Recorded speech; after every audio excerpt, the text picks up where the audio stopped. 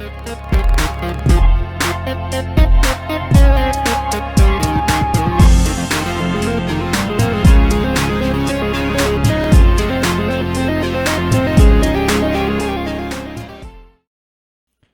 what's up, everybody? Welcome to the new studio that is still the whole pardon our dust type thing definitely comes into mind. Also, even though I've checked it, this is the first time I've been on this mic live since the new studio. So you guys are going to be the guinea pigs and tell me whether or not the volume is good, because the nice thing is everything is right here so I can adjust it. So let me know. All right? Cool. All right. So you guys, and before we get too deep into this, Ask the Elephant, yeah, we'll go with that. All right. So let me know how it sounds. That's important for y'all and for me. And so we can get it dialed in. I think I had it. But again, you guys will be the judge, because I know the first couple of live streams we have. All right. So far we have two great, volume's good. Okay, then we're good. All right. All right, we can go a little louder. Hold on. All right, how's that sound? A little bit louder? That work? We'll get this dialed in yet. New studio, it's going to happen, right? All right.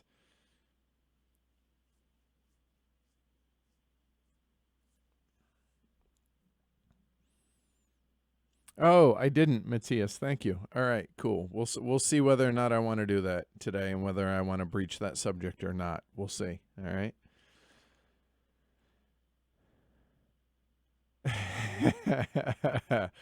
All right, so welcome to the first Ask the Elephant, or if you're new to this, just a Q&A here in the new studio. Yeah, so we'll start off. Why am I on the wrong side of the why am I on the wrong side of the table, right? Honestly, it's simply a structural logistics thing. And I'm reticent to show behind the scenes stuff too much, honestly, because I like the movie magic that I'm able to do here. I share it with my patrons. So when we were building this, I sent some pictures out, but I'll give a rough layout here to begin with. So obviously we have the table. We have the normal main camera, which is over here. Also, I should point out that I'm going from 10-foot ceilings to 7-foot ceilings. I'm 6'2". Keep that in mind. So we've had to make some concessions in this room. And this is the only room in my apartment in which I would be able to do this. So I didn't really have a choice. So 7-foot ceilings, which that camera, the main camera up there, is actually held on by a black steel pipe truss, I think would be a good way to put it, that I came up with, and that Matt McChesney, who used to be my roommate before they moved to Virginia, he helped me put this all together. And basically I've kept much of the same layout here. So the main camera is held on by one of a super clamp, a Manfrotto super clamp.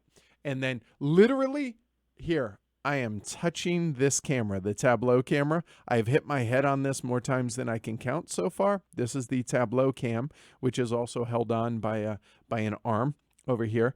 The camera. Now, some folks are commenting that the video looks amazing. Well, we upgraded that camera. That camera is now an XA30, a Canon XA30 video camera.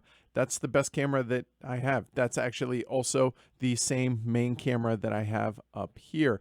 The other player cam, which is mounted onto the wall over here to my right, is it's a Vixia HF 800, and this one is a Vixia HF 700. So there's the 4 cams.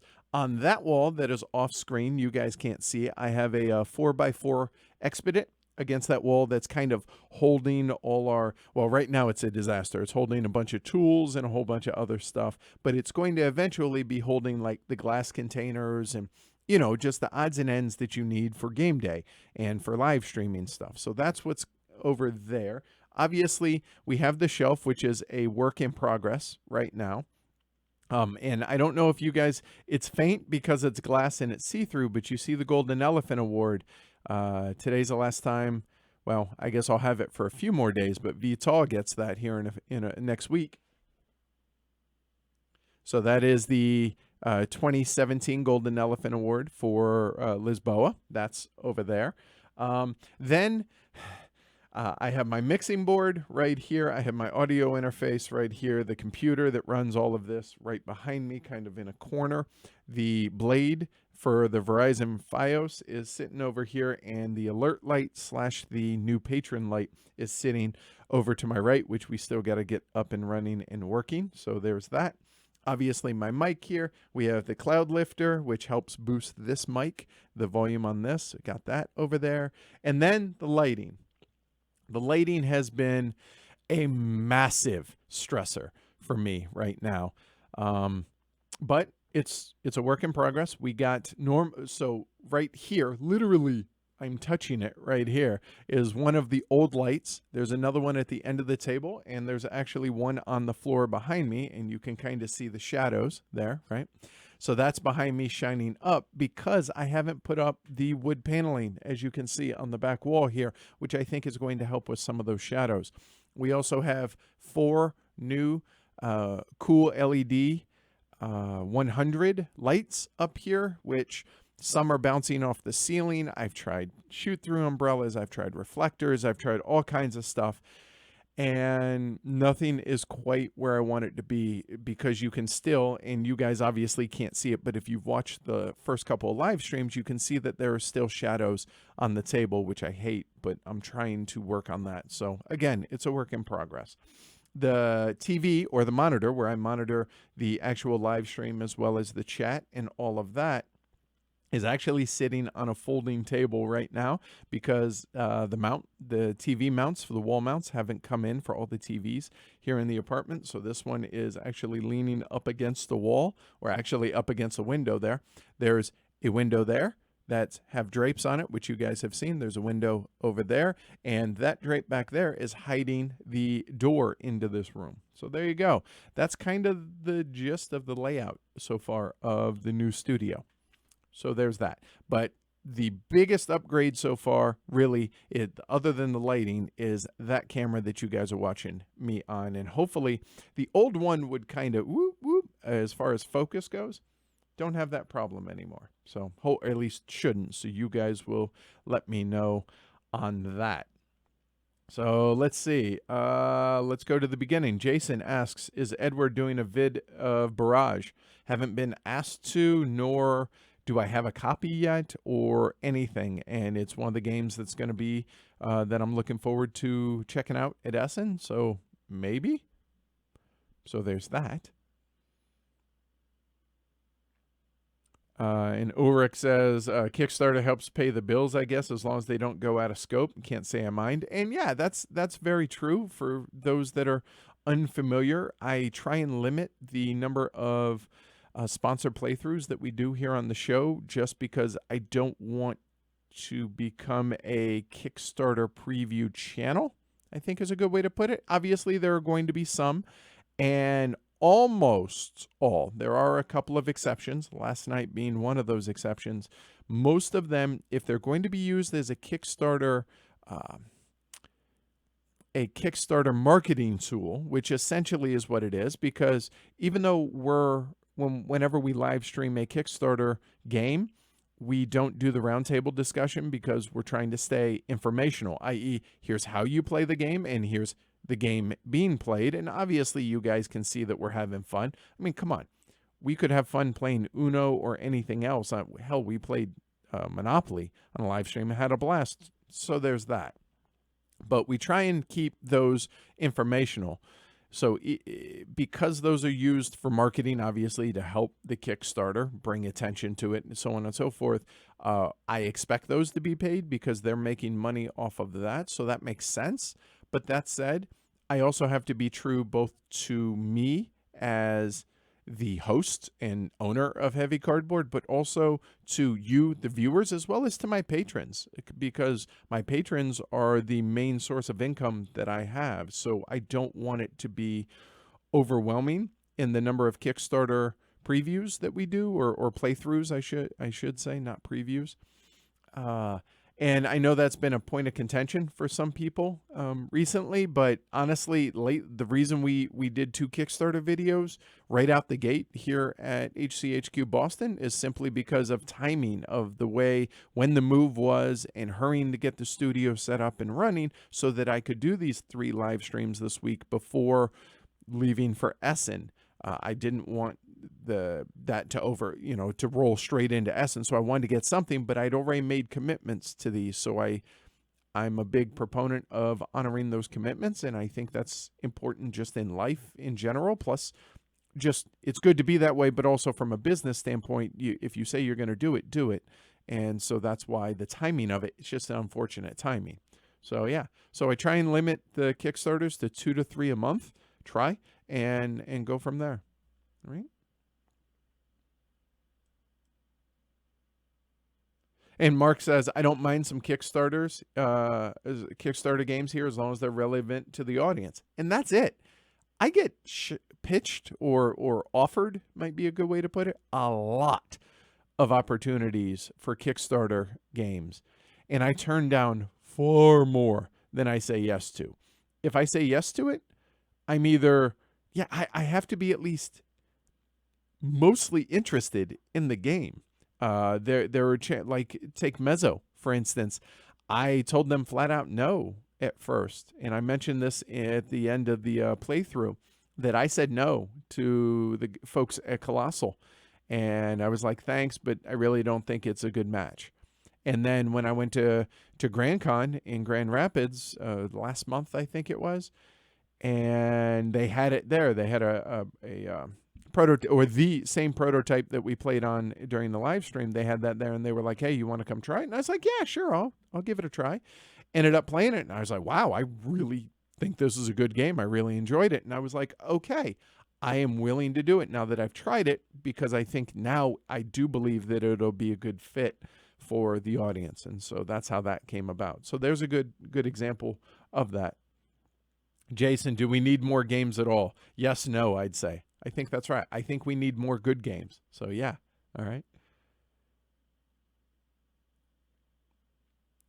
And John says, let's address the elephant in the room, quite literally. Why the switch to hosting from the other side of the table?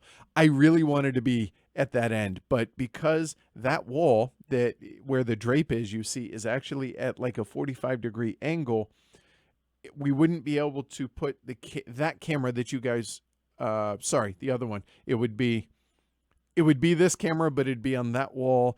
And so the other player camera would be at a weird angle, and we weren't sure that we could match it up correctly. And it would be so close to the entrance of the door that we thought it'd get bumped and maybe ripped out. We were like, nope, got to turn it around. So I assure you, it's been a far bigger adjustment for me to get used to doing everything on this side of the table than it is for y'all used to seeing me on that end. So just the logistics and functional change for that. But yeah, it's definitely throwing me off. And even the position of everything behind me, what I'm blocking with my head. And so all that, yeah, it's been an adjustment, and it's still going on.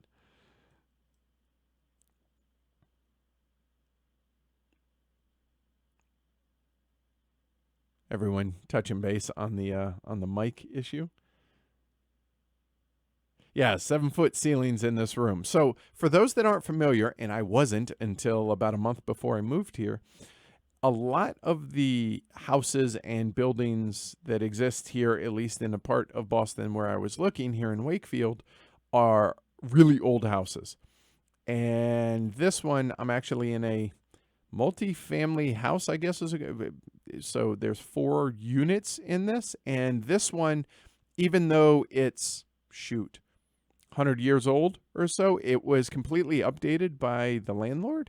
And so it's got central heat, central air, and all this, but it's a tri-level. So I have 3 floors, and this is on the 2nd floor of it.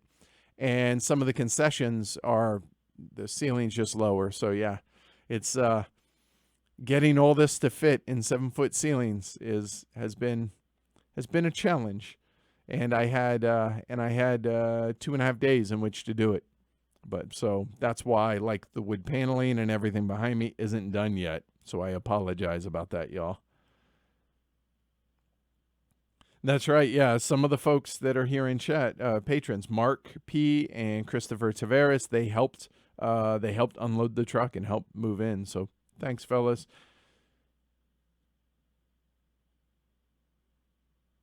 No ceiling fan. The only there is a vent which is right above that light over there, and obviously I try and keep the AC going while in here. Plus there is right now one fan that's underneath the table, and eventually there'll be another room fan that is a hurricane fan, but it's quiet enough to where you guys don't normally hear it on the live streams, which honestly, the new LED lights aren't bad heat-wise. However, the old lights that I'm having to put in here to try and fight off the shadows for fill lights, those still put out a ton of heat. So, still got that problem. Yeah.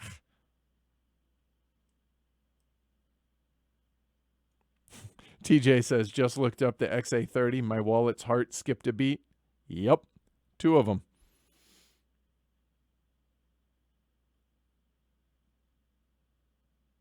Oh, shoot. You guys can't see it. It actually, I got to tighten the clamp. Let's fix that. That bothers me. You guys should never be able to see that. Stay. There we go.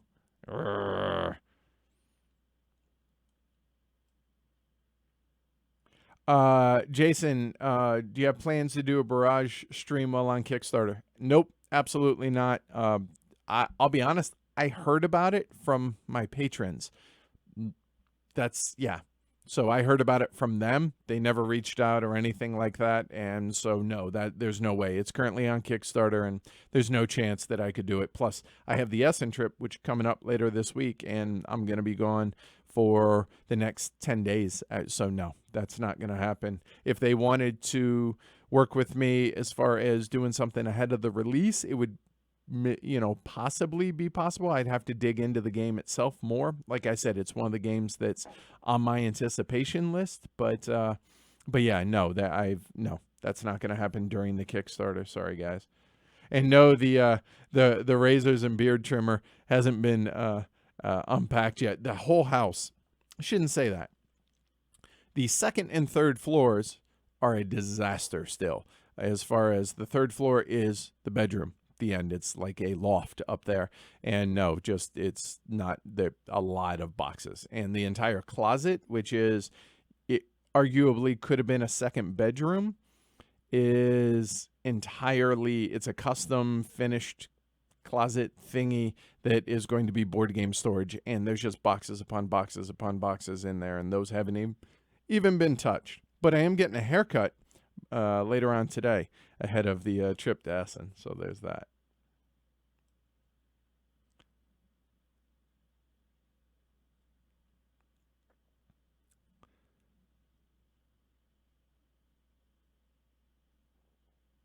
Oh, that's actually not a bad idea. TJ Wolf says, I've done some research on building a gaming table, and seeing an LED string around the edge might illuminate some shadowy areas. That's actually not a terrible idea. That's something I might check into when I get back, for sure. Shazner asks, when's the next 18XX playthrough? Just got OE in the mail and spent all evening putting stickers on the tokens. A lot of stickers, a lot of tokens in that game. I am very reticent to give hard, fast dates and too much by way of time frames, because I still need time to unpack the house and get set up here and finish outfitting the studio. So I will say in the next handful of weeks to a couple of months, we should get one up here and on the stream, but that's written in sand, so be patient, but it is coming. Know that.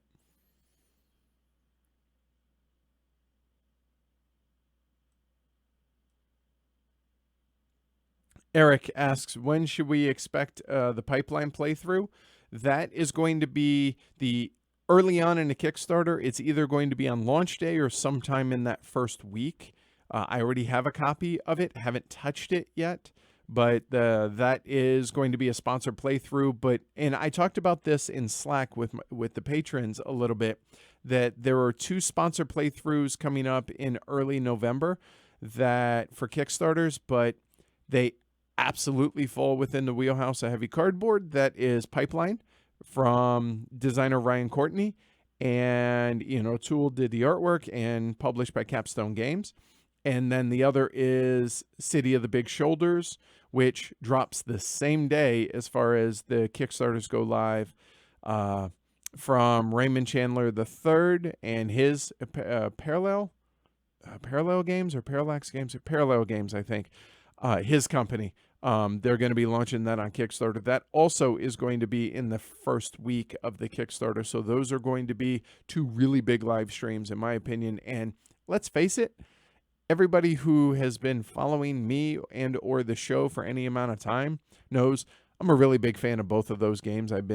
I've played them both in prototype form over the course of the last 18 months or so for City of the Big Shoulders and 2 years or so for Pipeline. So they know that I've been talking them up and have eagerly been anticipating both of these coming to fruition.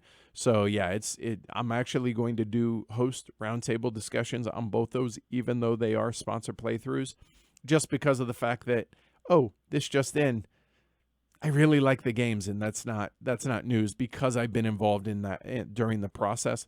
I say involved in, I haven't been an active play tester or anything. I've just played them throughout them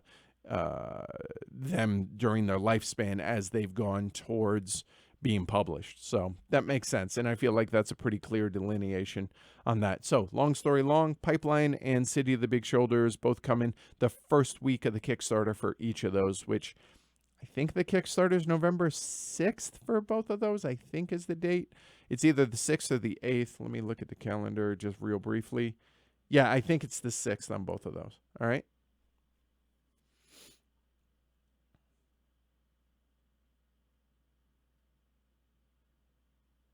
TJ also asks, you say your game videos are informational, that you want to show the rules of the game and then a playthrough. Would strategy or tactics videos on games you've played be something you do? And just short answer, no. And here's why. Because both for the podcast, for reviewing games, and then on the video channel here for live streaming the games, there's so much churn, have to keep going to new games. And by new games, I don't mean brand new games. I mean new games that are like in the library. They could be 10 years old, but they're still new games that I haven't streamed or haven't reviewed or anything like that. Because of that constant churn, there are very few games that I would be able to give thoughtful and relevant strategy tips and input and advice and so on and so forth on the games, at least that I would feel confident enough to do. And that would be Dominant Species and maybe 1 or 2 other games. I couldn't even do that with Age of Steam because I haven't played the same map enough to be able to do that. That's just not the scope of what it is that I'm trying to do, and that would require so many repeated plays that it would have to be in double digits, and realistically, the schedule of the show just won't allow for that. So no, that's not something that you're not going to see me doing that. Could that be something that maybe I have some people on to host something like that down the road? That's entirely possible, but that's many moons down the road potentially. But yeah, not anytime soon, and it won't be me doing them.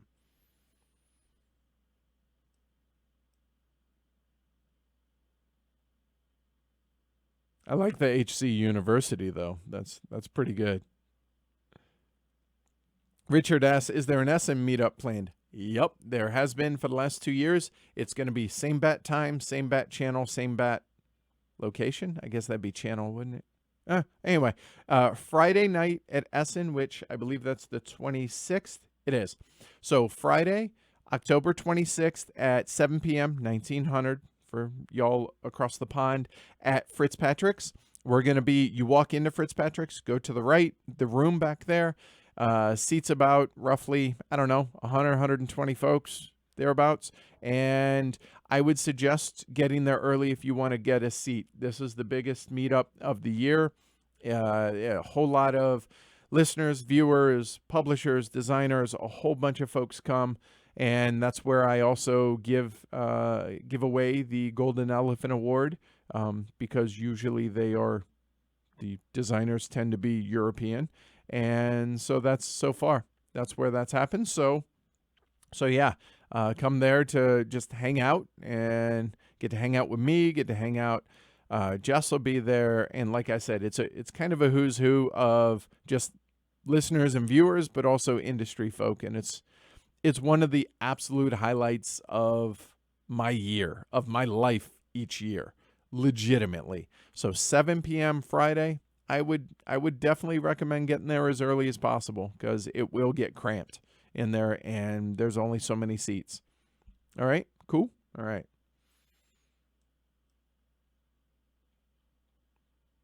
I'm not terribly behind it yet.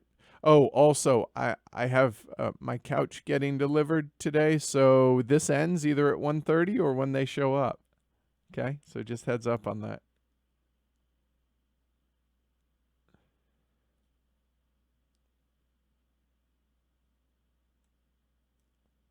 Okay, yes, Yorick, it's very old for the U.S., 100-year-old building. In Colorado, nothing's that old, really. There are some, but all of it's new construction. So all of this has been a very new learning curve. Like, it seems nothing is square, and not like this room slopes. Hopefully you guys can't tell, but it kind of slopes this way from that camera to that corner. It's definitely taken some getting used to and making things level. Oof. Yeah.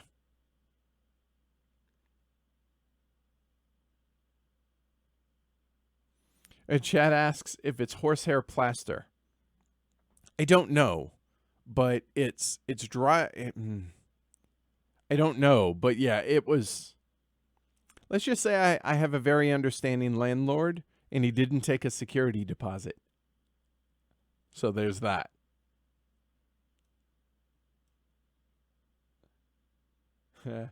Cody asks a really good question, and I don't know how to answer this, so we'll figure this out as I go here. Okay. Cody asks, Edward, how are you doing? You've gone through a lot of change and relocating in a somewhat short amount of time. How are you taking care of yourself and not letting the stress and change get to you?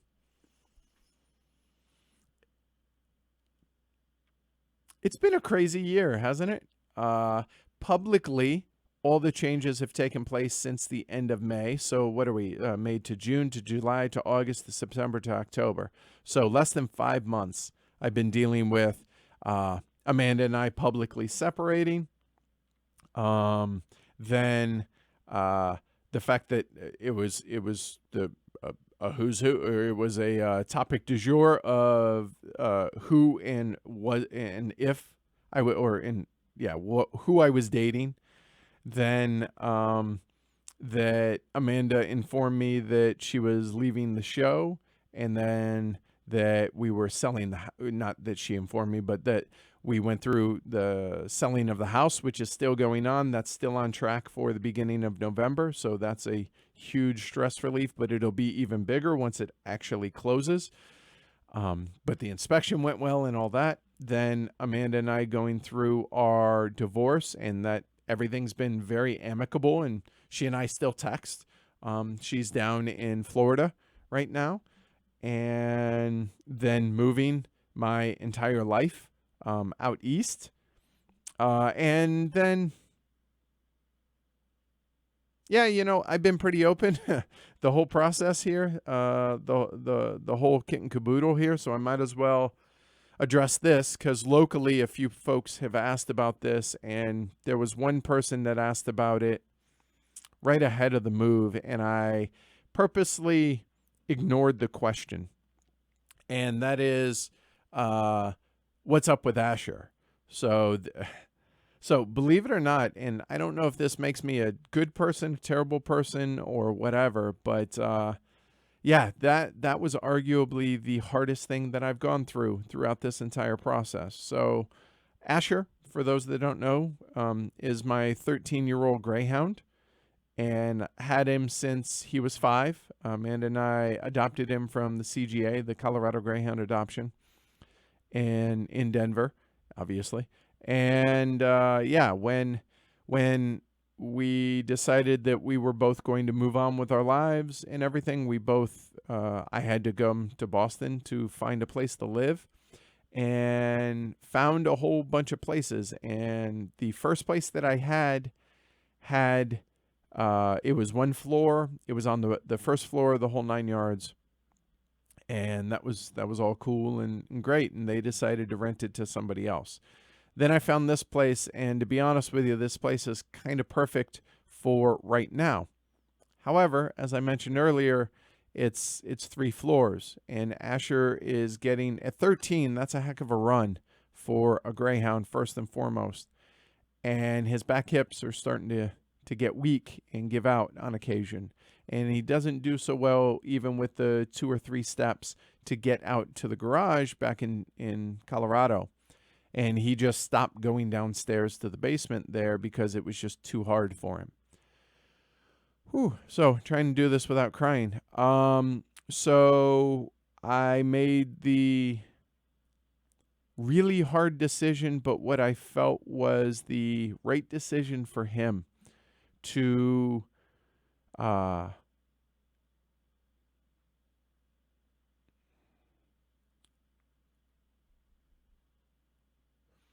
provide him with a environment that would be good for him.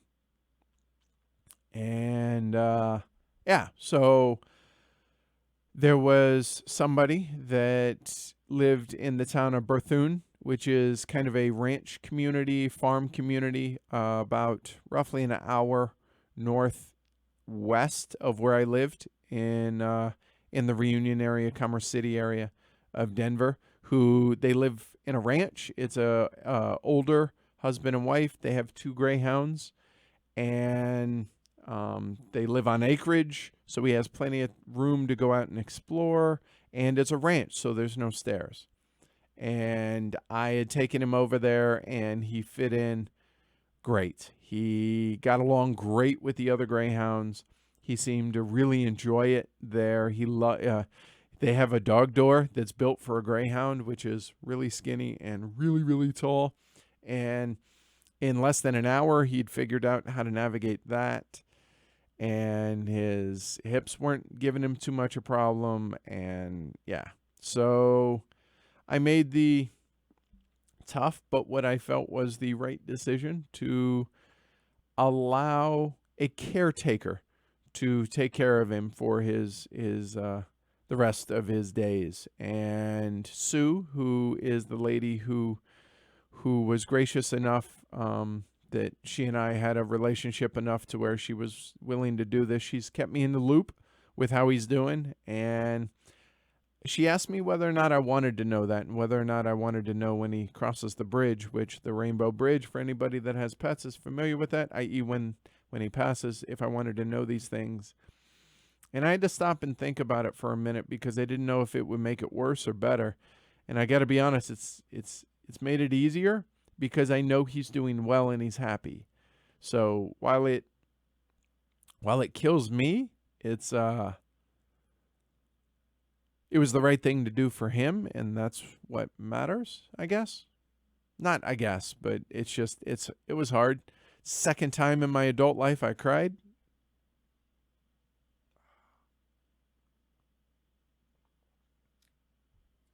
Yeah, but I can't help but feel like kind of a piece of crap too for doing that. But yeah, so that's been hard. That's been tough. But I know he's doing well and he's happy, he seems. So in the end, that's what love is. That's what matters, is sacrificing what's best for you for the other person, or in this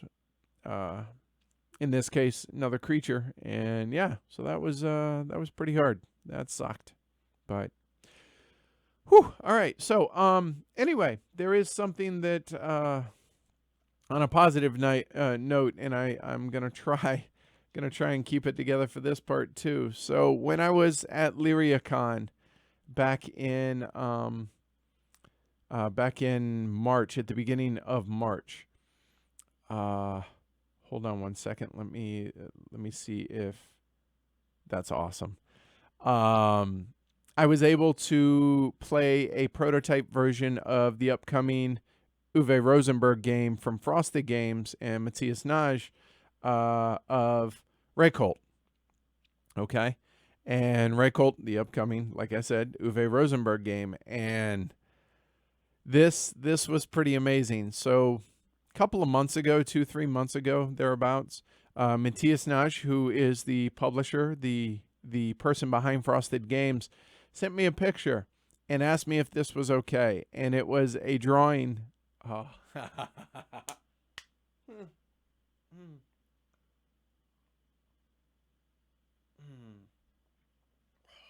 This is where this new camera sucks, which you guys can see clearly. It was a drawing of Asher, who's going to be in Reykholt. It's pretty cool. So, yeah. Come on, dude. Really? So, anyway. So, he gets immortalized in the game. And today, Matthias sent me a picture of the card. It's the first time I got to see it.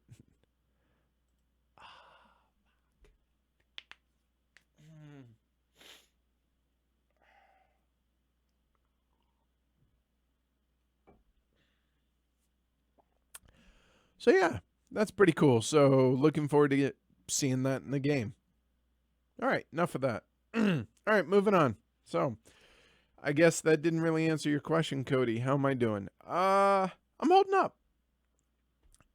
Life's been chaotic, and honestly, getting the studio set up in time for this week was an unreal amount of stress, and it's not exactly how I want it. It's not perfect. It's not set up. I don't know how to do things half-assed, and the fact that the decorations in this room, on that wall, and behind me and all that aren't set up kills me, and it really bugs me, and the lighting's not perfect. That bugs me, but so it's been a lot of stress, and I don't feel nearly as prepared for Essen as I feel I should be.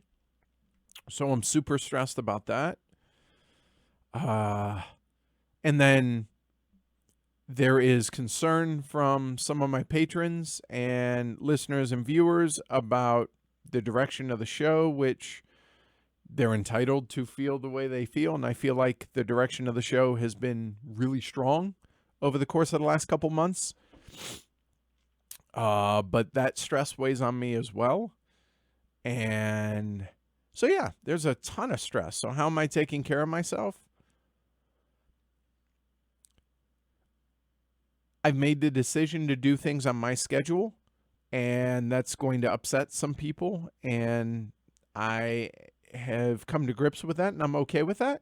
So, for instance, you guys notice I haven't put out a podcast because I don't think the quality would be at the level I want it to be, because my life is currently in flux, just moving in and, well, everything that you had said, Cody. So I haven't.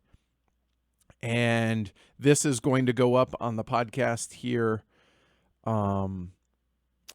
sometime in the next, we'll say, 4 or 5 days. And my goal is to get an Essen preview show, just a solo one, of the Herd top 10 and my top 10 most anticipated games of Essen. And my goal is to have that out by Monday.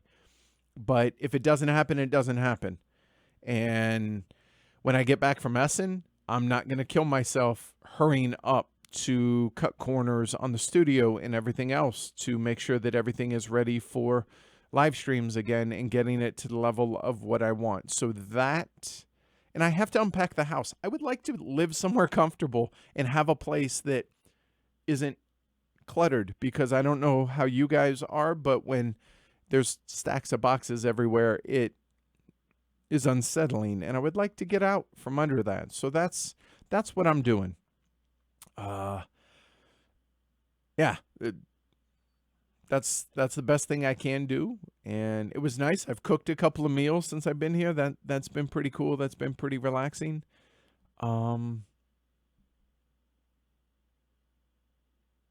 Yeah, but other than that, since the stuff got here last Wednesday, so a week ago, it has been all house and show stuff every day, all day since then. So, yeah, this trip will be a welcome respite, but not really, because Essen is the single most important con of the year for me, Edward, but also for Heavy Cardboard. And so the days leading up to that will be pretty relaxing, I think, but the starting essentially Tuesday night through Monday morning, it's 18-hour days thereabouts, which, not complaining, mind you. I'm just saying that that's not a relaxing trip, but I'm looking forward to it. So the schedule here is actually Jess and I fly out tomorrow afternoon. We're flying into Paris for 2 days, and the reason Paris is, honestly, it was cheaper. That's it. So we're flying into Paris for 2 days. Never been there. That'd be cool. And then taking the train from Paris to Amsterdam, staying there for 2 days. I'm pretty sure we're gonna try and do a Dutch Heavy Cardboard game day, I think. Over the weekend, that's Saturday, Sunday. Sunday, Monday, I think, is when we're there. Then Tuesday morning or afternoon, we take the train to Essen, and then, for all intents and purposes, Spiel begins at that point. And then we fly back on Monday, which is the 29th, I think that is. Yep. And then take a day or two to recover from that, and then start working on the studio again and unpacking the house and stuff like that. So there you go. So how am I doing? I'm holding up. But know this. Thanks for asking, dude. Seriously. I really appreciate that. I really do. Thank you. Oh, all right. Whew. Man, damn ninjas cutting onions. John asks, and I apologize for all that, guys. Sorry. Do you have an estimated date for the Trickerion stream? Really looking forward to that. How about this calendar year? So probably realistically late November, December timeframe. And I guarantee you Star is going to be back on that for that one. He is a huge, huge fan of that. So really looking forward to that as well. Reynald says, will you do some sort of most anticipated heavy games for Essen 2018? By the way, it feels good to see you back. I appreciate it. It's good to be back. This is kind of I'm comfortable with you guys in front of the camera like this, so it's good to be back. This kind of feels normal to me, so this helps as well. But yeah, like I said, my goal is to try and record something today. And that's going to be audio only, guys. So the podcast over on heavycardboard.com, definitely check that out there.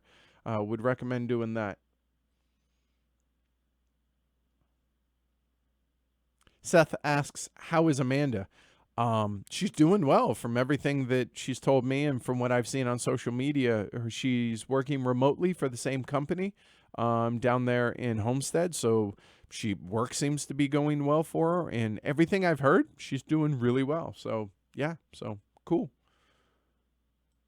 Vince asks, did you ever get rid of your HeroScape collection? And the answer of that is no. I recommended you send them with Amanda to Homestead for Tom. He loves the game. I know. I did have a couple of offers to buy it, but they were uncomfortably low for what I felt was the value of it. And I posted pictures of the collection. And so when I get back from Essen, that's going to be one of my priorities, is to try and sell that. But now that it's here, I don't feel the pressure of having to unload it for discount prices type thing. So I'm trying to get fair value, somewhere in the neighborhood of, $1,200 to $1,500 for it. So hopefully somebody will be interested in that. And if worse comes to worse, if I have to piece it out, I will. But I'd prefer not to, because it would just be a whole lot easier. So if anybody's interested in a huge HeroScape collection, let me know. Coin Games, are there local Boston people with whom to play and stream them with? Absolutely, yes, there is, Vince. Yep. Jason asks, looking forward to Boston snowstorms this winter?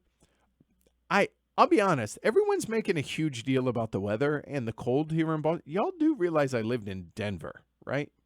We get really cold there and we get some pretty big snowstorms. The difference, no humidity in Denver, whereas there is here. And number two, when snow comes here, it tends to stay here as opposed to in Denver, it'd be gone in 2 or 3 days. So that I understand.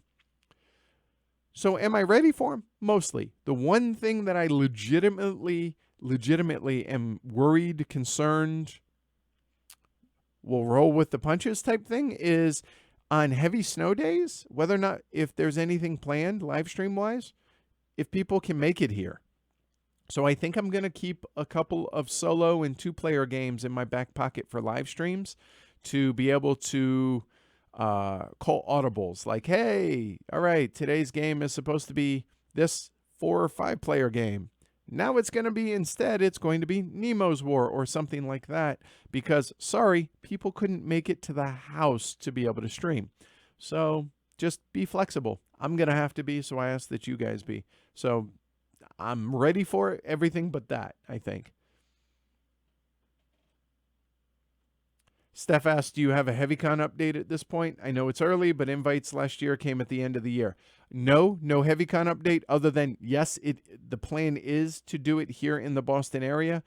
Details on it, nope. I haven't even gotten ready for Essen at the level I want, much less HeavyCon. So look for that hopefully by the end of November, having that a little bit more finalized, okay? Sorry, Steph. Donnie says, I bet they don't have peanut butter burgers there, though, meaning here. Donnie's in Omaha. And in Omaha, we went to a place that they had peanut butter. They served peanut butter on their burgers, which I was like, oof, really? I don't know about that. But I believe, don't judge until you've tried it. Okay. So I tried it. So I got a burger with fresh jalapenos on it and peanut butter. Oh my God. Do that. Trust me. It was delicious. The peanut butter made the burger. And the jalapenos kind of give it some. Oh. Last night, we had went and grabbed a burger from this place called Wahlburgers. From, Donnie Wahlberger and Marky Mark, right? And the brothers there. Legitimate good burgers. Found out they have peanut butter. You can put peanut butter on it. And fresh jalapenos. Did it. Dude, smack your mama good. Really good hamburgers. And the peanut butter's amazing on them. So thanks, guys, in Omaha for stressing that I try it. I wouldn't have wanted to do otherwise, and I'm really glad I did. And shockingly delicious. Yes, well done.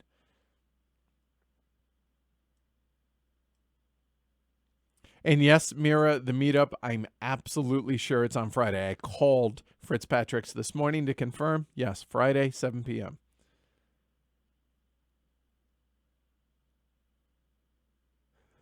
TJ says, as a neighbor to Mass, i.e. in New York, I detest the mention of W word, i.e. winter, before the S, i.e. snow word starts falling from the sky. Brian asks, are you grabbing a copy of Vladimir Suchi's Underwater Cities at Essen? That's the plan. That's definitely on the list for sure. Mark said, yeah, I was wondering about Asher, but felt it would be a touchy subject to bring it up. It was going to come up at some point, and enough people have asked that I thought I'd just rip the Band-Aid off. So hopefully y'all don't judge too hard, and if you do, well, that's on you. It's something I got to live and deal with. Hey, Rolf, what's up? It says, hey, Edward, Rolf, designer of Wildcatters and the upcoming Coffee Traders, says, wish you a great time in your new home and wish you a great time at Spiel. Appreciate it, man. And Sue has not sent pics yet of Asher, but she has sent updates, so there's that.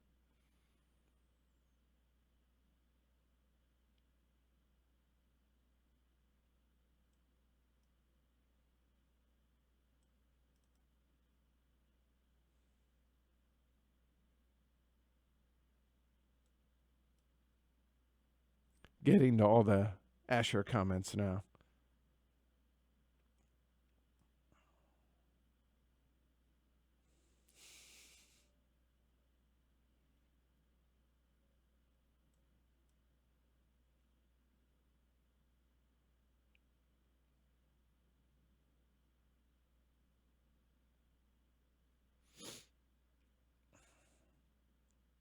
Oh, there's Amanda.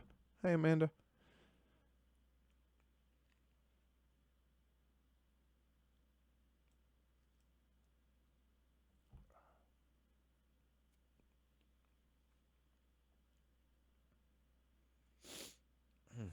Darren says, yeah, hold on.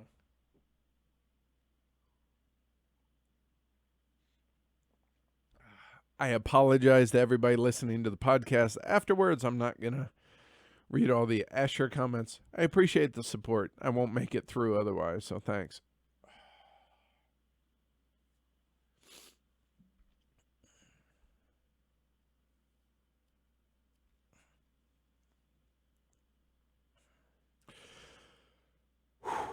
So Darren asks, as for the direction of the show, Edward, at least for me, I trust you enough that I bought a year's subscription, a year's patronage on Pledge HC and some challenge coins for my group. I appreciate that, Darren. Thank you very much, man. Thanks.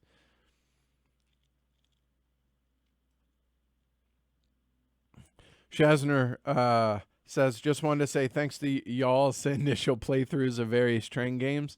You kind of unlocked my passion for both train games and board games that my girlfriend and I have been enjoying. That's awesome, dude. I'm really, really happy to hear that. That makes me really happy. And Darren says, take your time. We have plenty of games to play while you get settled. Seth says, you do what you do. Real fans will understand it, even if we question. And I appreciate that, Seth. I do.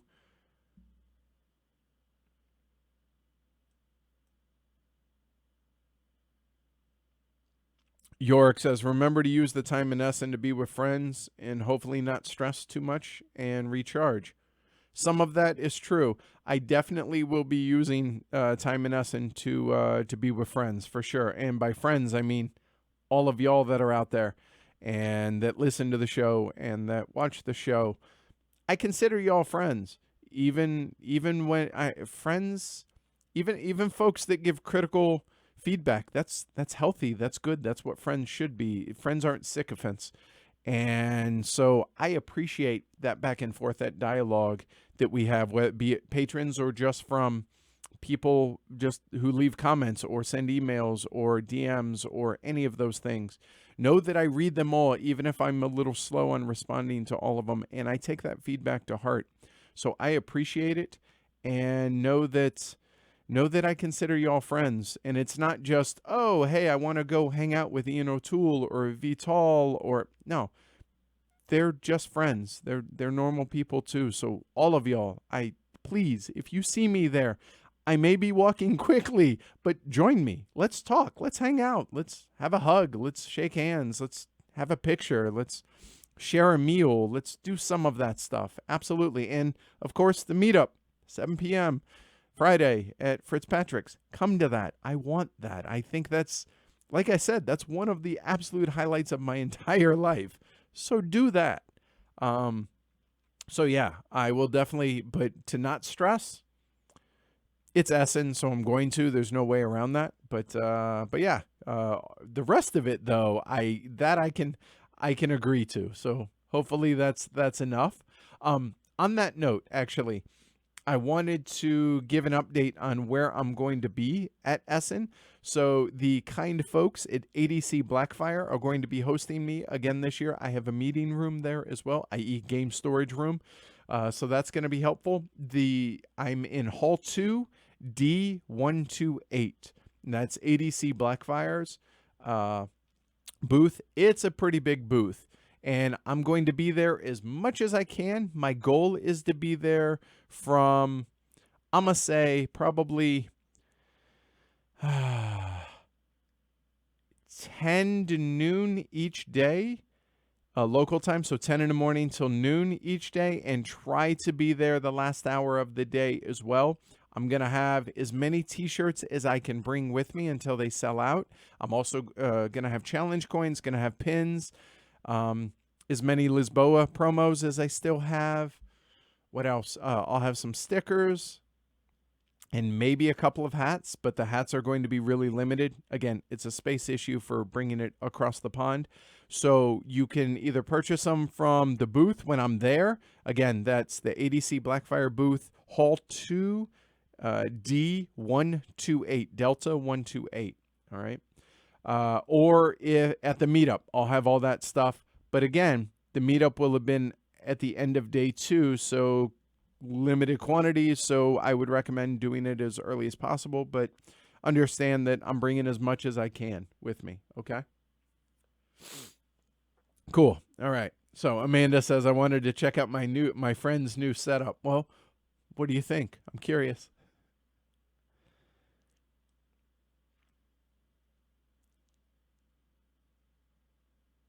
Bummer York won't be able. Hopefully you'll be able to make Essen though. Okay. Or stop by and see me sometime there. Das Britschwort, I think is how you say that name. I apologize if not. Britschwort. Anyway, how would one go about finding out what games you plan on playing, or maybe recommend a game to be played? There is a geek list, and I realize that hopefully you're still watching because I'm probably an hour behind as I want to be. If one of the mods can link to the request and the request geek list over on BGG, that'd be awesome. I'd appreciate it. And Nain 1982 says, to recover from gaming, so jealous of having those issues. Here's the thing. I don't think I'm going to play more than 1 or 2 games the entire time I'm at Essen. I don't play games at Essen. My job there is to record content, be it it's con interviews, have meetings with publishers and designers and other folks in the industry to set up long-form interviews, as well as to acquire games for, this is where I get the majority of the games I'm going to be playing and reviewing over the course of the next year. And we're going to have 2 of us. It's going to be me and Jess running all over Spiel, picking up games. And the original plan was to get a pallet and have that shipped here, which is, I don't know, 150 to 250 games, depending on the amount. Now that doesn't seem to be in the cards, so we're going to have to ship back a whole bunch of boxes and have to package all those up and do all that. So gaming isn't really a big thing that's going to take place at Essen, and never does. It's a working con very much, but also meeting with folks, viewers and listeners as well. So yeah.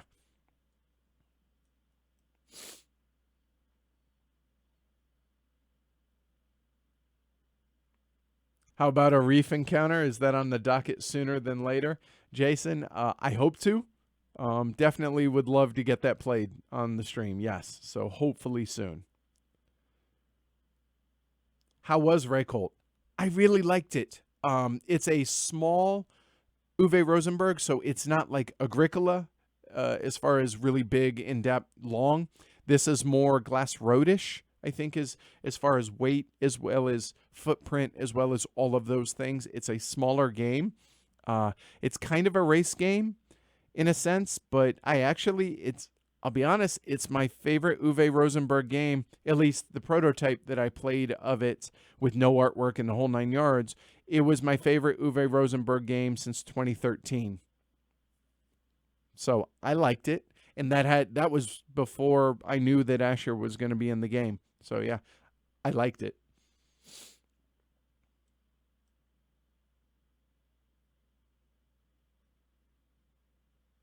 Yeah, Chad said no one's getting anywhere when we get 2 to 3 feet of snow. Exactly why I got to have some other streams in my back pocket. Jess says, Chad, I've gone to game day in New Hampshire and more snow than that. No excuse for New Englanders. I like that attitude. Good stuff.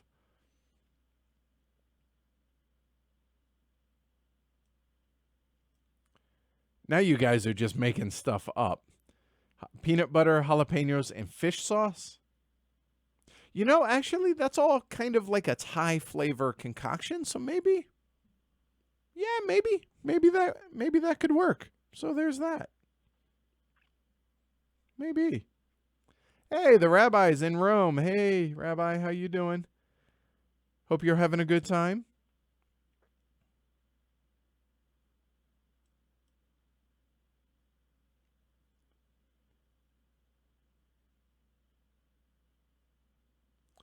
Good question here by Das Breitschwert. Says, what's your opinion of rule heavy or piece count heavy board games becoming digital and making game flow easier because of automation and less handling of pieces making mistakes? I'm not entirely opposed to that, but at the same time, I kind of am. And the reason for that is board games give me, and I'm talking personally, give me a chance to unplug, whether it's from, watching TV, which I don't do too often or whatever, but staring at a screen, whether it's our phones, whether it's a computer monitor or whatever. I feel like we do that a lot in our day-to-day lives. Most of us do, I assume, including me. And playing board games, I get away from that. However, there's something to be said, and I'll use Through the Ages as a really good example. That the app for Through the Ages is really good. And it cuts down I got the hiccups. I'm sorry. Try and scare myself. Didn't work. It cuts down on the on just the overhead, and you can't make rules mistakes and do all that. So I get it, but it feels different. Like playing Star Realms, the app versus the card game, they just feel completely different. And I realized that you were talking big games and bigger games like, than that, like Through the Ages. They have their place, but I don't want that to become the norm. I don't mind big setups here and there. I don't mind fiddliness. I don't mind some of that stuff because it's tactile and it removes the screens. I'm not wholly opposed to it, depending on the level of app usage or whatever it is that's going to be, like a Tabletopia or a Tabletop Simulator. They have their place, but I feel like I'm playing a video game. I don't feel like I'm playing a board game, even though it's a board game on a video game format. Yeah, not a huge fan with that. Plus, I tend to, whenever I play video games, I tend to play them solo. I'm not a real big MMO or grouping type player. I like doing my own thing on those, whether that's Fallout or whether that's, Oblivion back in the day, Skyrim, that type stuff.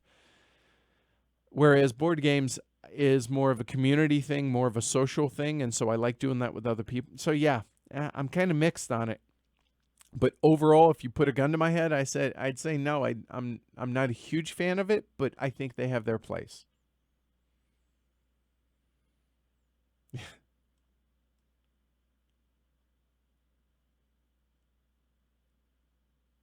Did I see the Map Maker game on Kickstarter, Seth? I didn't. Now I'm upset that I missed that. Cartographers everywhere would have... No.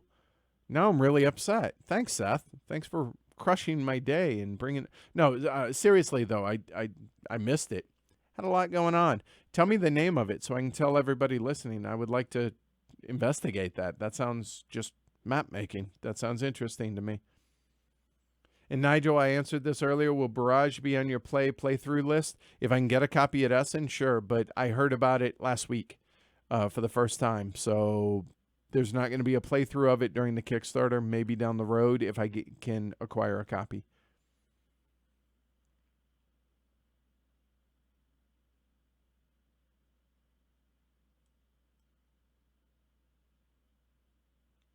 Cody asks, as far as the feel of the city goes, how does Boston feel compared to Denver?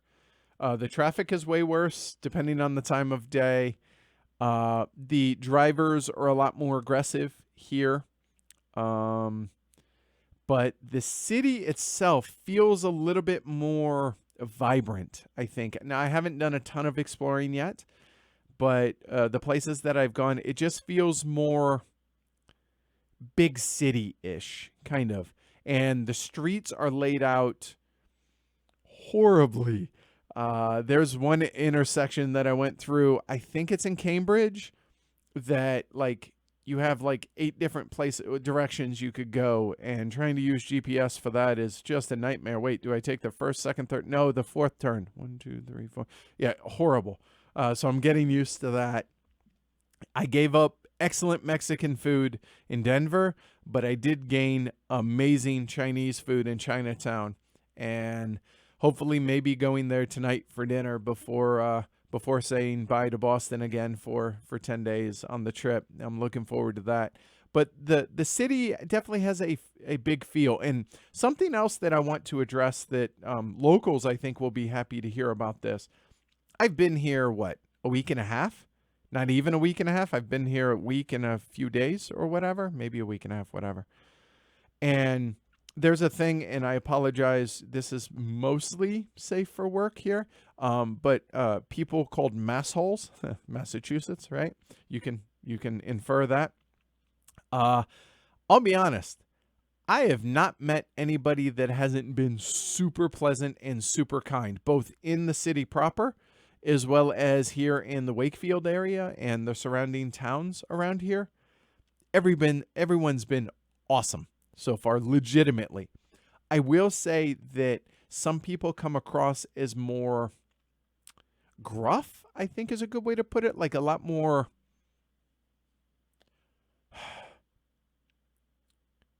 assertive, I think is a good way to put it.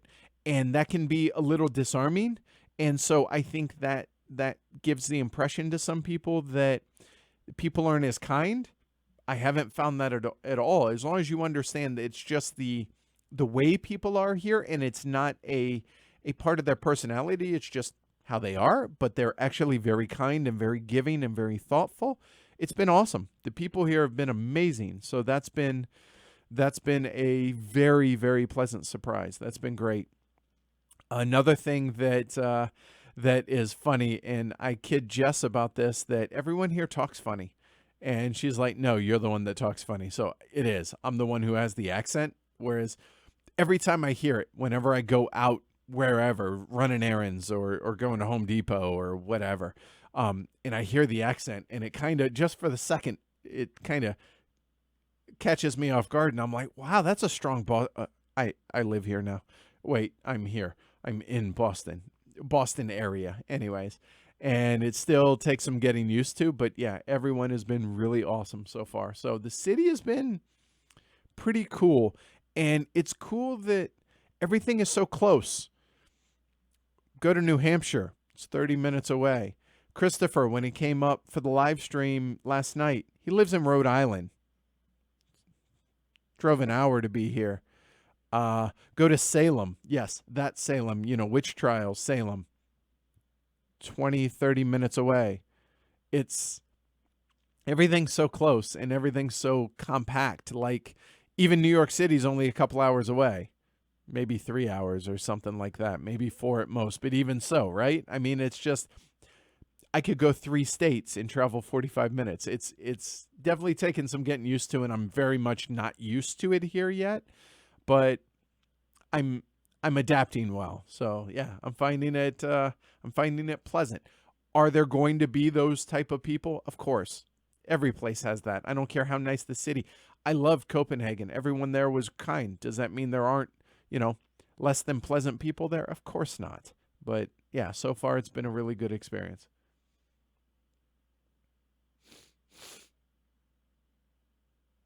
Oh, that's cool. And Dust Bright Schwert says, my board game experiences these days are only digital right now because I have no room to own or play. Yesterday, I learned Arkwright, taught by someone a few thousand kilometers away. That never gets old and never isn't cool to hear that there are people, Vince, for instance, he's in China watching, right? Like, that's so bizarre and awesome to me. So I appreciate hearing that. And thanks for telling me. That's really cool, man. Vince asks, when is the Secret Davis, Secret Elephant, Secret Santa kicking off? Do me a favor, Vince. I totally have, that has not even been on my radar yet.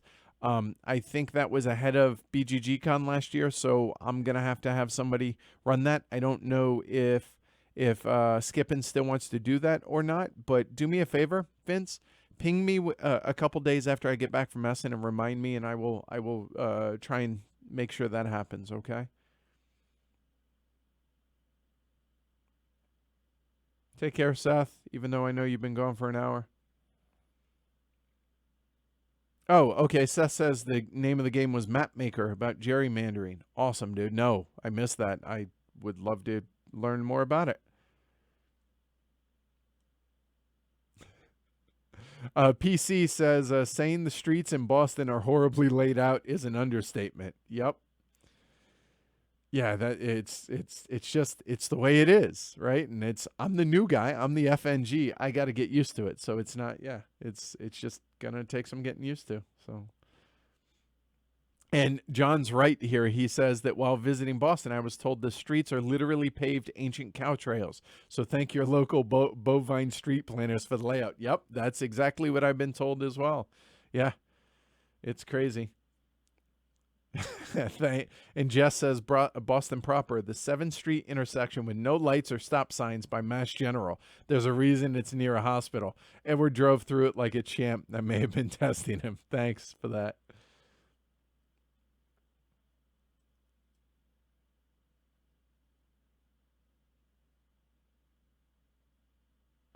Vince says, how do I get more entries in a heavy cardboard game day around the world drawing so you have an excuse to come to China for all the deliciousness that is actual Chinese food?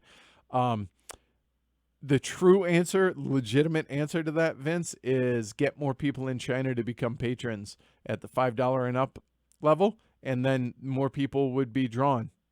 Yeah, better chance for that to be drawn in China. That's the legitimate answer.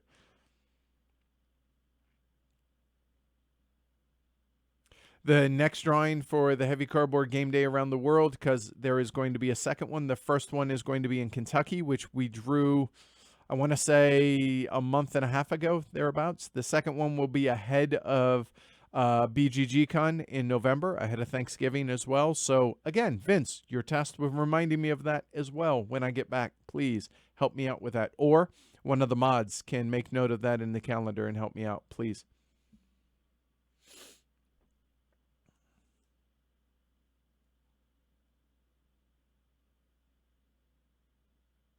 And Das Breitschwart says, since you play heavy board games, you play heavy video games, grand strategy, war games, and simulations, or generally more light ones.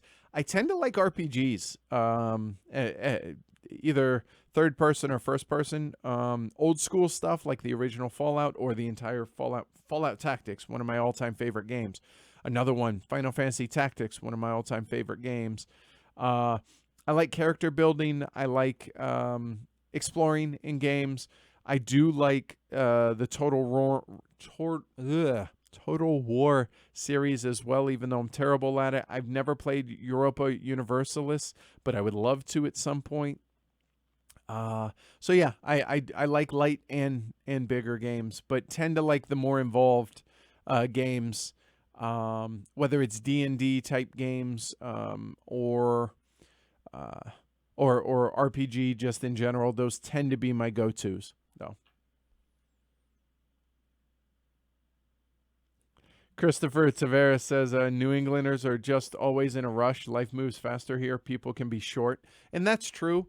But I've also learned that when I was in the Netherlands, as well as Australia and other places, there's the no worries, the take a deep breath and enjoy life mantra actually fits me as well. I can be go, go, go I'm living embodiment of it. The fact that the studio was up and running as fast as it was, but there's also absolute, credence to, hey, taking things a little bit slower, so on and so forth. So yeah, I try to subscribe to both and just keep in balance with that.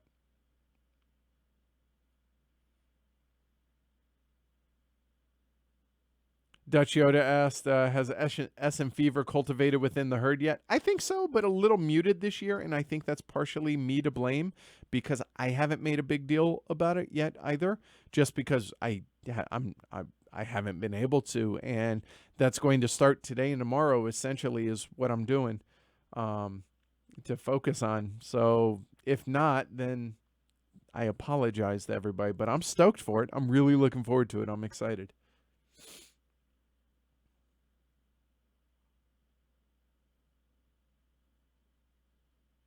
Do I have any experience with board game culture from different parts of the world like Asia, Africa, or South America? Anything drastically different there, or maybe something special in Europe and North America? Not really. I in Europe I do, but not really the other parts of the world yet. And I'll be honest, gamers are gamers. Like everybody seemed to be pretty normal. Get together, they'll take the train in from different towns to have a meetup or whatnot. But both in Sweden and in the Netherlands, as well as Germany and the UK, pretty all normal game days. People just get together. They'll either maybe bring food, like they'll order some food, or they'll go more often is the case that I've experienced, which is kind of what we do here at HCHQ, is either make food and cook food at home, or go as a group either before, in the middle of, or after game day, and go as a group to go eat somewhere. And it's more about the community and the people, or it's equally about that as much as the games themselves. So far, that's been my experience in Europe and here in the States.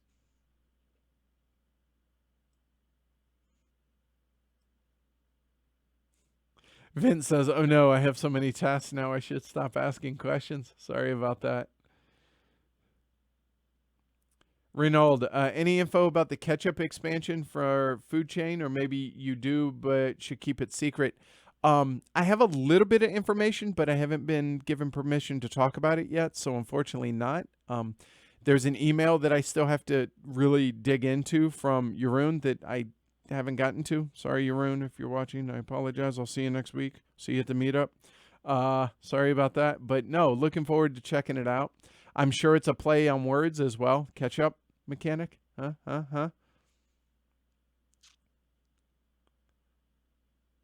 Vince says, I'm looking forward to Space Corp, Flashpoint, South China Sea, Imperial Struggle, and something else from GMT P500. My big one is still Mr. President. It has been for a couple years and will remain until that game comes out. That has been my number one most anticipated game for 18 months to 2 years. Space Corp, I'm super, super excited about as well. Those are kind of the main two that are on my radar for GMT. I still got to get Pendragon to the table more. I want to get more and these are games that have already come out, obviously, but Triumph and Tragedy. God, I feel like an idiot because I can't think of the World War I block game that came out last year. I'm really bad at thinking of game names on the fly like this. I apologize. But I will give you guys a couple of games that I'm looking forward to from Essen, even though I got the Essen preview that I'm hoping to get recorded sooner rather than later. So I'm going to do one bigger game, one war game, one obscure game, and one smaller game, and maybe two obscure games. We'll start with the more obscure games, and those two are a wooden game called Takla from Stefan Spiele. It's a kind of dexterity block building game where everyone has a side of a board and you're trying to stack without it falling over to reach a red little thing that's in a pole. Think like Super Mario Brothers at the very end of the flag, but the flag could be somewhere up on the pole and you have to first one to build to it and touch it without it falling. So I don't know if I'm going to be able to get a copy of it. That ship may have sailed, but looking forward to seeing that. The other obscure game that I'm looking forward to checking out is another from Analog Lunchbox, who brought us Lagerstatten last year, and that is Airship City. Looking forward to that game as well, which is a heavier game from Japanese publisher. Electing to make a new home among the clouds, humankind has assembled a variety of airships to provide utilities, thereby creating Airship City. As airship engineers, you gather materials and work hard to build airships to further the development of Airship City. So there's kind of the obscure games. War game, don't be deceived by the name of the game, and that is 1918 Death on the Rails from 2D6. It is a block war game about, and I'll read here from BGG. After the capitulation of Imperial Germany in 1918, German representatives formally handed over political power to the Estonian provincial government. On 16 November 1918, an order was given by the Russian Red Army HQ to follow the retreating German units. And then 12 days later, the 6th Red Rifle Division struck the border town of Narva, which marked the beginning of the Estonian War of Independence. And it's a block war game about that. I'll be honest, I knew nothing about it before hearing about this game. Block war games, I love them, and I'm looking forward to checking that out. So there's that. I'll give one that isn't really a big surprise, PAX Emancipation, and also the other PAX, Transhumanity. Looking forward to checking those out, obviously. And I say bigger game, but it's not a huge game, but it's one that kind of has my interest peaked, and that's Smartphone Inc.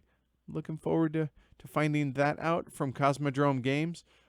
It would be awesome if they would ever return an email. That would be cool. I would love that.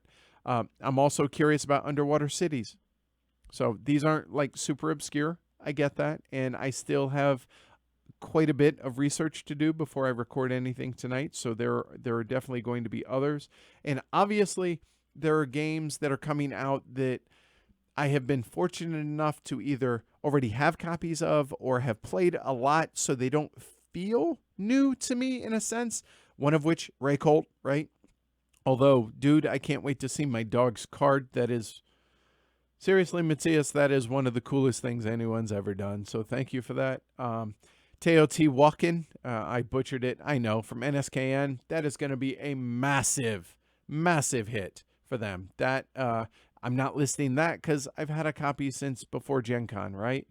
And then Tales of the Northlands, the Sagas of Nag and the Nog, but I don't have a copy yet. It's coming still, and looking forward to seeing that.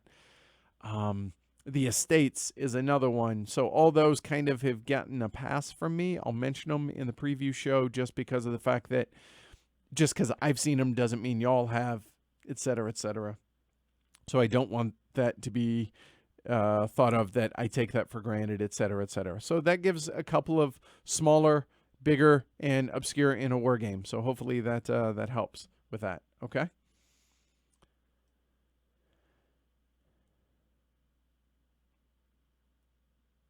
Michael asks, don't have a question, just wanted to chime in while I'm working to say hi. Already miss having you in the Denver area. Amanda too, if she's still watching. I miss you as well, and you know, as you and Marnie as well. So yeah, glad to hear from you, dude. Hope you're doing all right. And Board Game Trucker, I kind of made a big spiel about how the adjustments go into the new place in the area. Fields of Despair. There you go. That was the other block war game from GMT last year that I couldn't remember. So thank you for that, York. Ashley, stopping in to say hi on my lunch break. Hi, Ashley.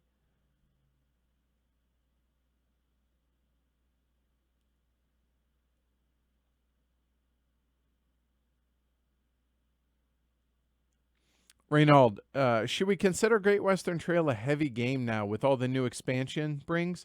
Have yet to try it, but it looks gorgeous.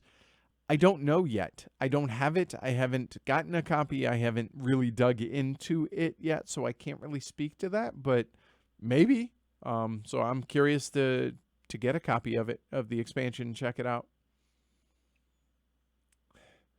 Kal-El. So this is going to be bad news. Kal-El asks, I heard you found a way to stream Block War Games. Can you confirm that info? Yes and no. Unfortunately, it's not going to happen right away. The reason for that is the way that I had intended to have this set up here is to have another 2 bars here and have the camera off camera over here on another arm that hangs down that's capturing the blocks here at the table.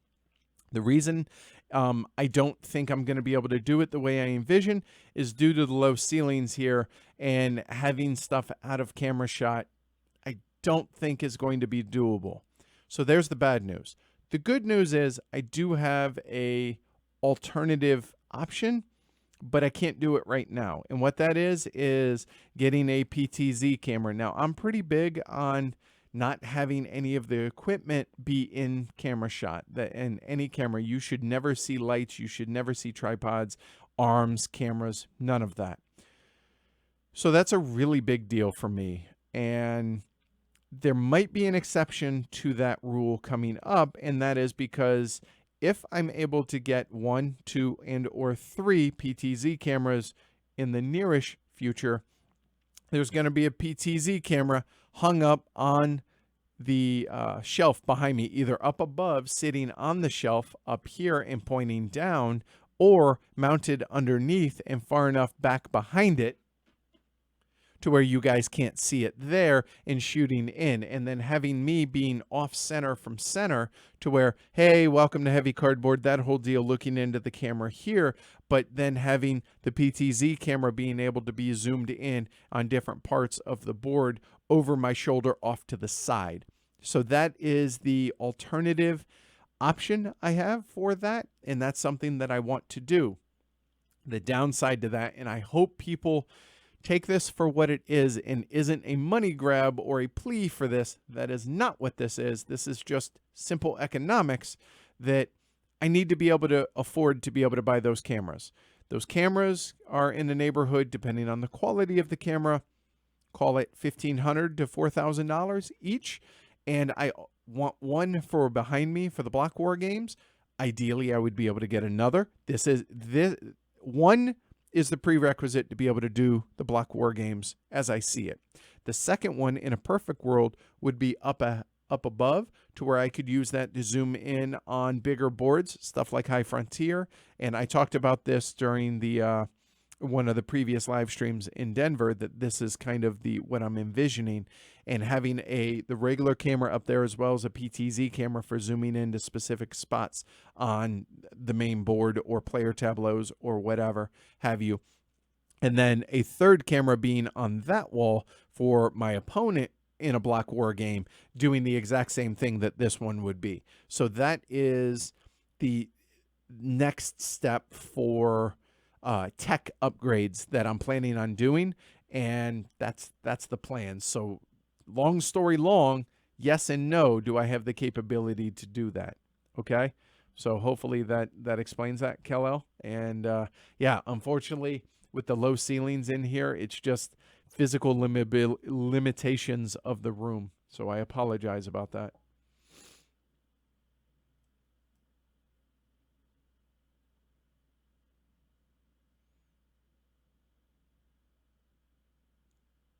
Matthias, or Amir is asking Matthias, again, Frosted Games, whether or not Asher will be in the English version as well, or if not, she'll buy the German version.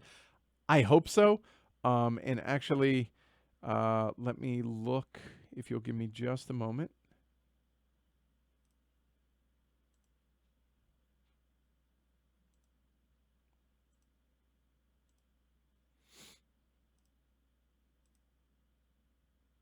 The card's in English, so I would gather that it's going to be in both. And if you're a patron, I'm going to share that with you guys after the stream at some point today. Okay, if you guys want to see it, if you'd rather be surprised, let me know, and I'll ask in Slack beforehand. Okay.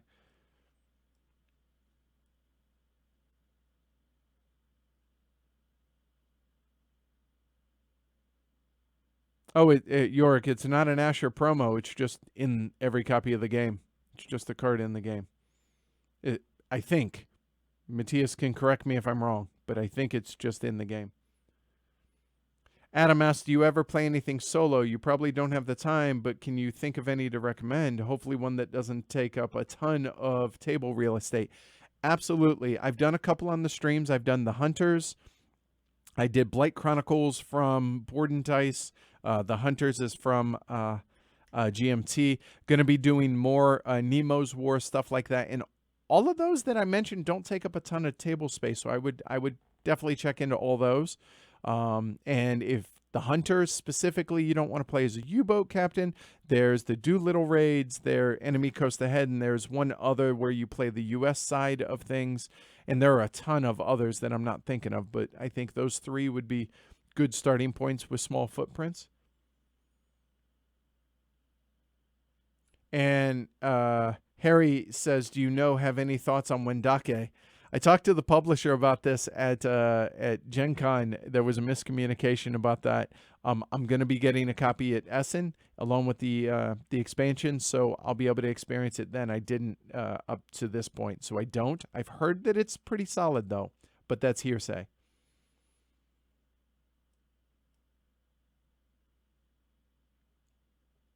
Yes, Reicholt is worth checking out. What is a game you would like to make heavy, as in have more of it? Whoo, boy. Let me come back to that. I'll see if I can think of that.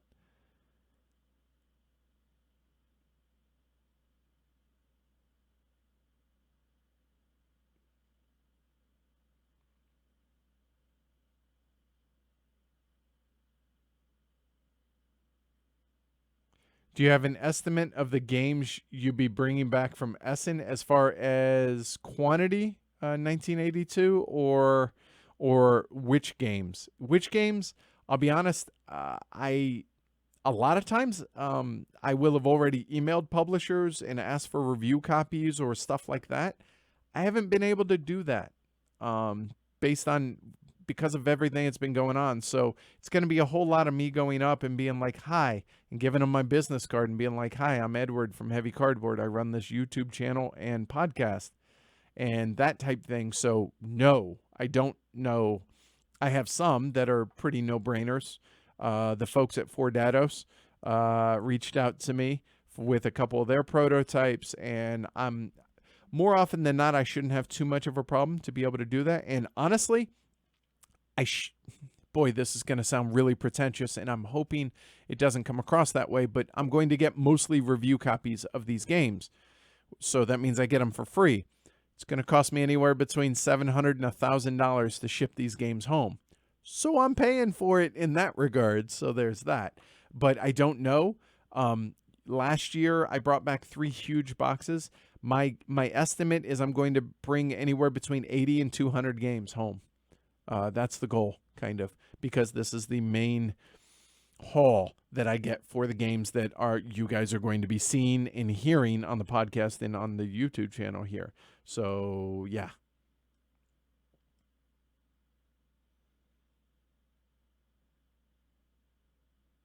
Mira says always Age of Steam, always needs more. Yes.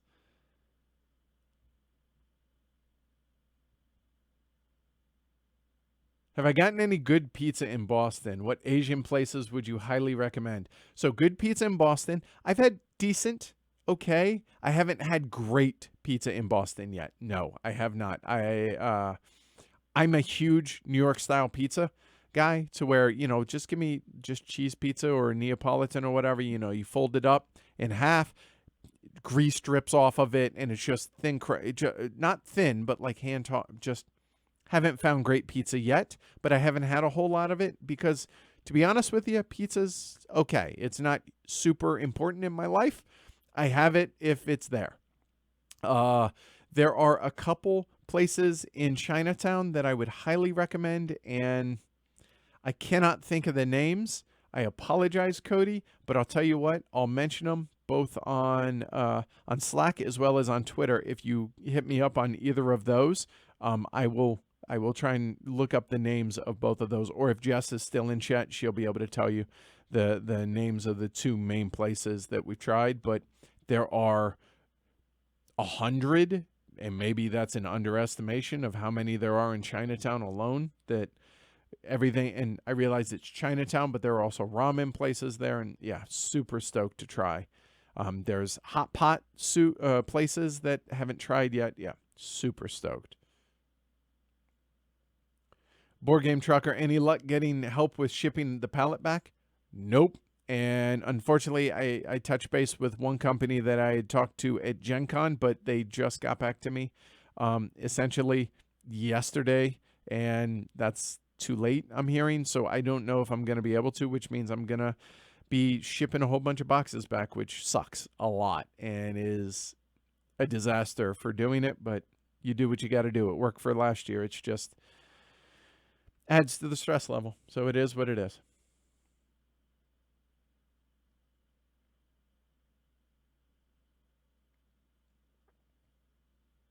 Santarpio's or Regina's, Jess says. All right, cool. Wow. All right. I caught up. Woohoo. And look at that. Only about 15 minutes late. That's not bad. But I'm getting a replacement washer and dryer from my landlord today because the day I moved in, I tried to do my first load of laundry and the washer gave out. I will say my landlord's done a really good job though. He was super responsive, and so less than a week I'm getting a new washer and dryer and no complaints. So he's just waiting on me to finish this, and he's going to come over. So that, and the couch is about to be delivered, so I need to run to go do that stuff. Yeah. So, and Cody says I should see if the Dice Tower is shipping games back and piggyback with them, pitch in a few bucks to help with the cost, maybe. And I could talk to Tom and see if that's doable and see if that's possible. But to be honest with you, at that point, it might be too late. It might just be easier just to ship them to myself from there. So we'll see. I appreciate the advice and suggestions, though. Whew. Well, that was a day, huh? That was, we did a thing. So thanks, seriously, everybody, for hanging out with me today. I appreciate your grace and patience with the studio not being perfect how I want it so far, but also in the sound, just in general, just getting everything dialed in. I appreciate y'all's patience. I appreciate the patience and understanding with why the first two live streams were Kickstarter games right off the bat. That, yeah, just a timing issue. And I appreciate that y'all care enough to hang out with me today on a random Wednesday ahead of Essen, and that you guys take the time to come to these meetups at these different conventions that I go to and stop by the booth where I'm at and either just come by to say hi or any of that. I really appreciate it. And you understand me being as open with y'all as I choose to be. And I don't know that a lot of other people are. And not saying that's wrong. That's how they choose to be. Just this is me. And if anybody who's met me knows that the me that you get on these live streams and on the podcast is the real me. The only difference is I tend to cuss a lot more in person than I do on these. But yeah, that's it. I think I'm gonna wrap it up at that point. So, oh wait, there's one more. John says, if you were gonna spend $100 on a heavier strategy game, what would be your top recommendation for replayability with the same group? Oof.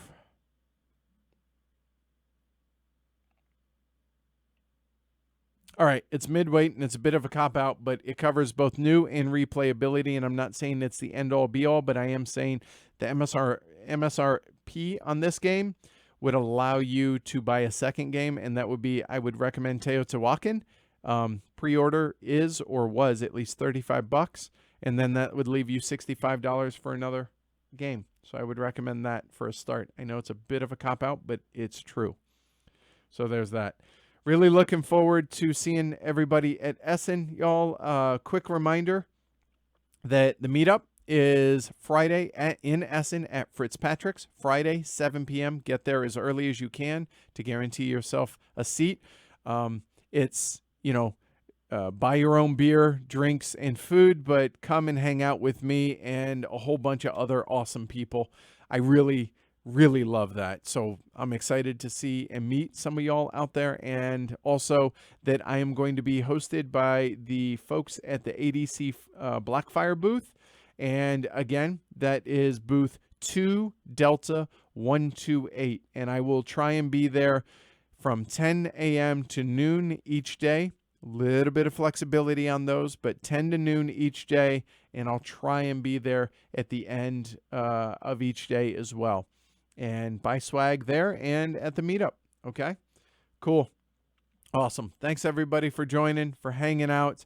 And oh yeah, like, subscribe, do all that. And if you want to support the show and the 750, maybe more, because I don't have my lights set up to let me know, patrons, you can go to pledgehc.com, support the show then. I promise you that this will be uploaded to the podcast, and I promise to try and have an Essen preview uploaded to the podcast before Essen, but I ask your grace in case that doesn't happen. This will at least be up on the podcast, okay? You guys have a wonderful next roughly the rest of October, and I'll catch you all soon, all right? I love y'all, and thanks, everybody. See y'all later.